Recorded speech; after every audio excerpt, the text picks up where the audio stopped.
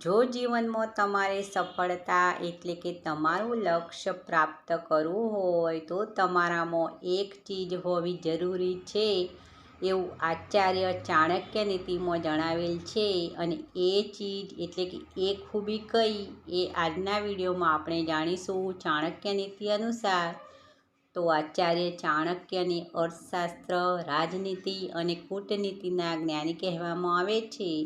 અને એમણે જીવનના દરેક તબક્કાએ એમના વિચારો રજૂ કર્યા છે. જો ચાણક્ય નીતિ અનુસાર એમને જણાવેલ બાબતો જીવનમાં ઉતારવામાં આવે તો કોઈ મુશ્કેલી નડતી નથી.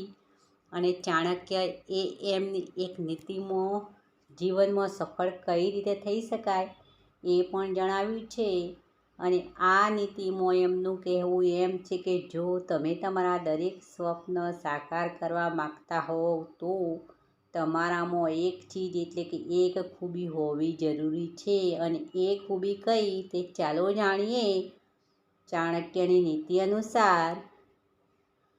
અને એમના જણાવ્યા અનુસાર સફળતા મેળવવા માટે મહેનત કરવી જરૂરી છે.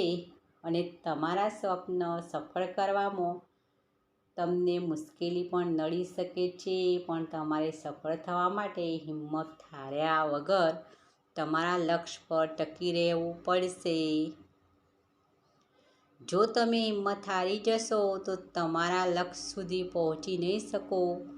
તો તમારે એના માટે જરૂર છે તમારામાં સાહસની.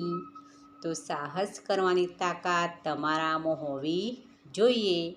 તો સાહસ એ તમારી એક ખૂબી છે જે તમારામાં હશે તો જ તમે તમારા દરેક સ્વપ્નોમાં સફળતા મેળવી શકો છો. તો તમારા સ્વપ્ન સાકાર કરવા હંમેશા તમારી સાથે સાહસ રાખવું પડશે. તો દુનિયાની કોઈ પણ તાકાત તમને સફળ થવામાં રોકી શકશે નહીં. તો સાહસ એ જ એક ખૂબી છે કે તમે જે તમારામાં હોય તો તમને તમારા લક્ષ્ય સુધી પહોંચતો અને સફળ થતો કોઈ રોકી નહીં શકે. તો મિત્રો, વિડીયો પસંદ આવે તો એક લાઈક અવશ્ય કરો અને બીજાની સાથે શેર પણ કરો. અને આવા નવા વિચાર જાણવા મારી નવી વિચારધારા ચેનલને સબસ્ક્રાઈબ કરો. ફરી મળીશું નવા કોઈ વિચાર સાથે નવી વિચારધારામાં.